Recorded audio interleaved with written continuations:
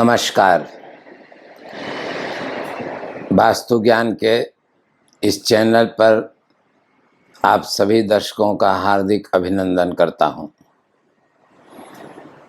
मेरा प्रयास है कि मैं साधारण शब्दों में आप लोगों को वास्तु के उन भ्रम को दूर कर सकूं जिसे लेकर के आप ये कहते हैं कि वास्तु में कोई भी सुधार करने या वास्तु का कोई काम करने से कोई विशेष लाभ नहीं होता है।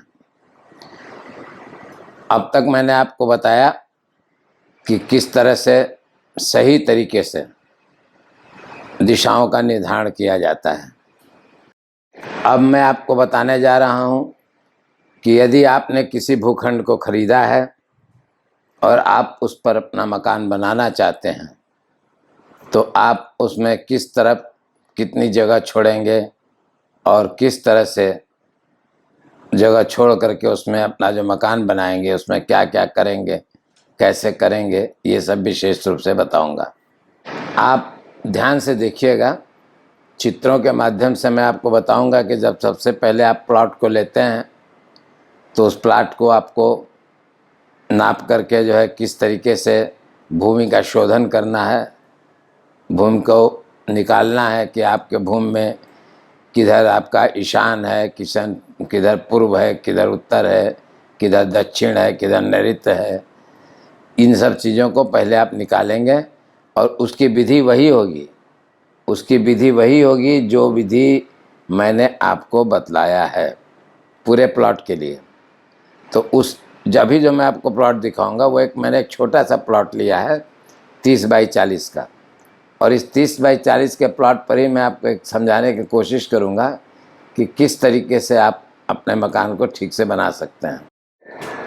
इसके पहले के एपिसोड में मैंने आप लोगों को बताया था कि दिशाओं का निर्धारण आप किस प्रकार से करेंगे। अब इस बार मैं आपको ये बताने जा रहा हूँ कि यदि आप कोई भूखंड खरीदे हुए हैं और उसमें आप मकान अपना बनाना चाहते हैं तो उसको आप किस तरह से व्यवस्थित करेंगे।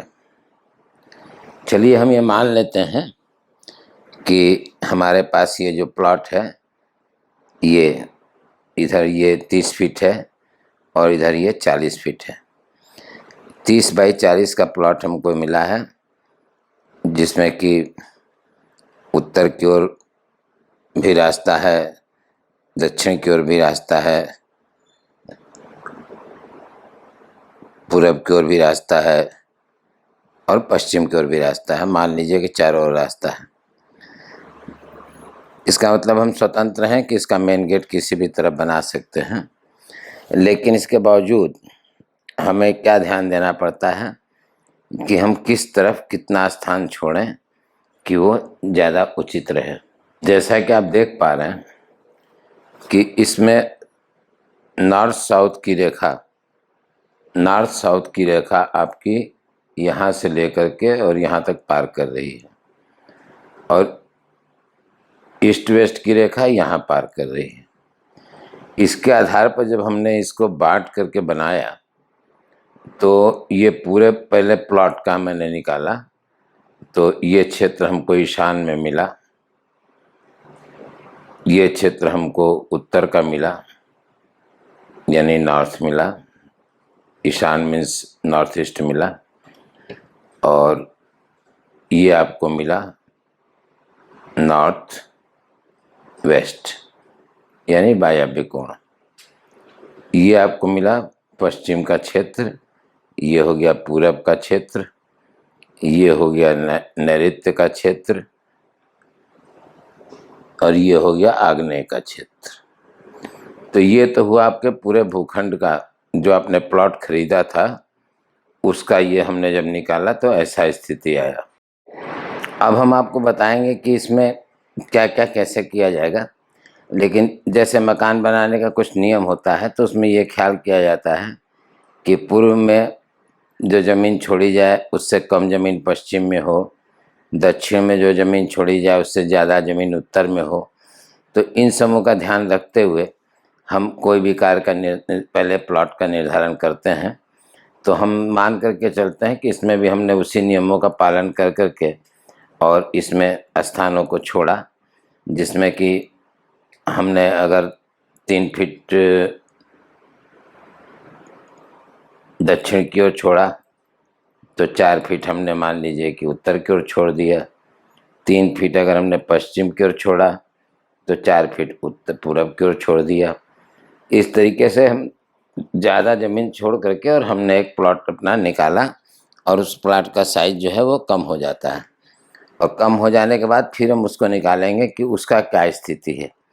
तो उस तरीके से करने से क्या हुआ कि मेरा जो मकान है वो इस क्षेत्र को लेकर के ज़्यादा बना, बाकी सब क्षेत्रों को कम किया। ठीक है, तो इसको हम अगले चित्र में दिखा रहे हैं। पहले इसको आप ये देख लीजिए कि ये इसमें कौन कौन भाग कैसे कैसे भागा हुआ है। अब ये ईशान क्षेत्र है। ईशान यहाँ पर इधर इधर उत्तर की ओर थोड़ा है, लेकिन पूरब की ओर कितना है, ज़्यादा है। पूरब की ओर ये बढ़ा हुआ है। तो इस तरीके से ये कौन सा कोण किधर बढ़ा है या किधर नहीं बढ़ा है, ये सब भी आप इससे देख सकते हैं। और एक चीज़ और, मकान की ढाल, भूखंड की ढाल जो है वो किस तरीके से होने चाहिए, वो भी एक निश्चित होना चाहिए। यदि आपका भूखंड अपने आप ही अगर ईशान नीचा है, उससे ऊंचा ये आपका जो है वायव्य है, वायव्य से ऊंचा अगर आपका ये आग्नेय है, और आग्नेय से ऊंचा अगर ये नैऋत्य है, तो समझिए ये भूखंड आपका बहुत ही उत्तम फलदायक है। लेकिन अगर ऐसा नहीं है तो इस चित्र को निकालने के बाद भी आप इस ज़मीन की ढाल को इस तरीके से सेट कर सकते हैं कि ये ज़मीन जग जाए। ज़मीन जग जाए, ज़मीन का जगना क्या कहलाता है, जब ज़मीन जग जाती है तो अपने आप निर्माण कार्य उस पर आराम हो जाता से शुरू हो जाता है, कोई विघ्न बाधा नहीं आती है, और ये सब चीज़ों का ध्यान रखना पड़ता है। जैसा कि मैंने आपको बताया था कि इस भूखंड में पहले हम ब्रह्म स्थल से इसके मेन गेट का निर्धारण कर लेंगे, वो जहाँ कहीं भी आ जाए। जैसे मान लीजिए कि ये आपका वायव्य क्षेत्र है, नॉर्थ वेस्ट है, और यहाँ नॉर्थ ईस्ट यहाँ कट रहा है, तो इसको ये जो है कंपास लगा करके, ये चांदा लगा करके हम इसको देखेंगे। इसको 9 भागों में बांटेंगे, और बांटने के बाद इसमें जो उचित स्थान होगा उसका यहाँ पर ये मेन गेट का निर्धारण कर देंगे। उसी तरह से चाहेंगे तो इधर का भी निर्धारण कर लेंगे, इधर का भी निर्धारण कर लेंगे, इधर का भी निर्धारण कर लेंगे। इसका निर्धारण कैसे करते हैं ये सबको तो मैं आपको समझा चुका हूँ, और जो लोग नहीं पीछे का एपिसोड देखें वो लोग ज़रा उसको भी देखें। अब हमने इसको बांट दिया।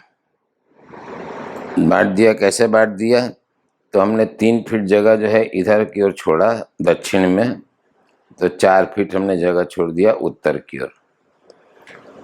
4 फीट जगह हमने यहाँ पश्चिम की ओर छोड़ा, तो 5 फीट जगह हमने पूरब की ओर जगह छोड़ दिया। इस तरह से जब हमने छोड़ने के बाद जो हमको ये भीतर का प्लॉट मिला, ये भीतर का जो प्लॉट मिला, इसी पर हमको अब मकान बनाना है।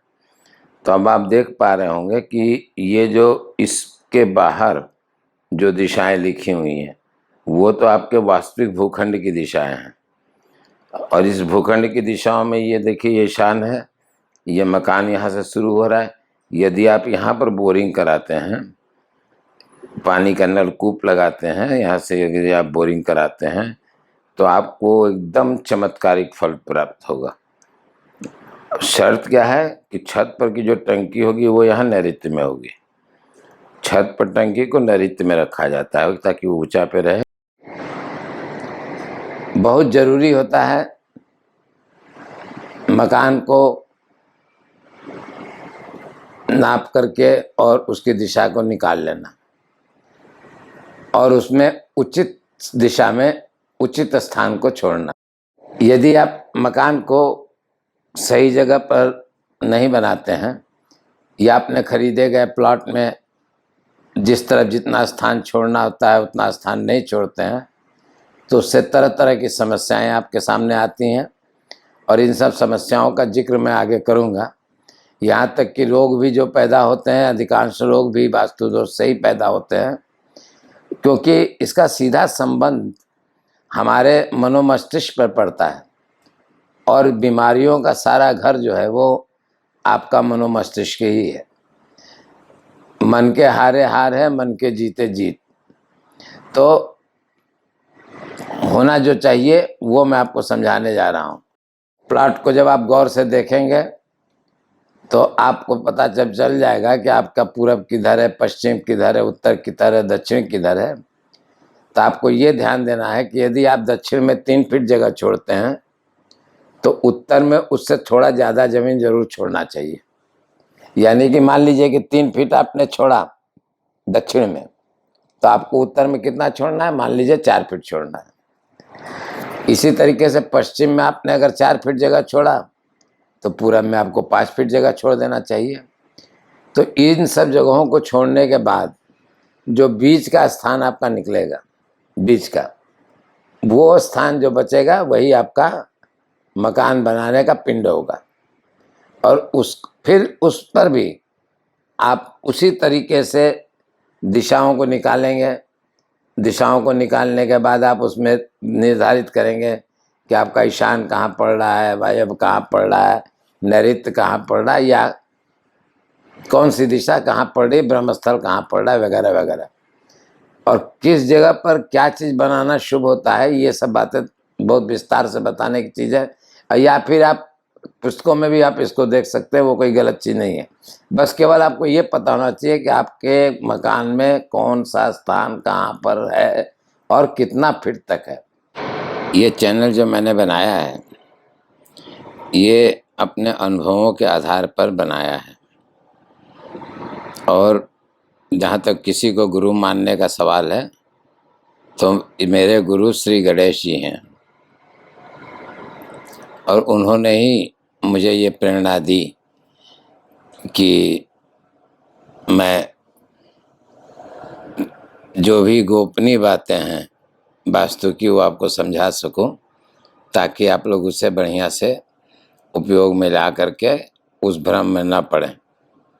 प्रायः देखा जाता है कि जब कोई व्यक्ति कोई एक आध किताब खरीद लेता है तो उसके पढ़ने के बाद वो दूसरे के घर में जाता है तो कहता है यार तुम्हारे यहाँ ये सामान गलत रखा हुआ है, ये सामान इधर रखा हुआ है, जबकि वो वास्तव में समझ नहीं पाता है कि दिशाएं सही हैं या गलत हैं। तो आप पीछे के वीडियोस को देखेंगे तो मैं उसमें बताया हूँ कि सही तरीके से कैसे दिशाओं को निकाला जाता है।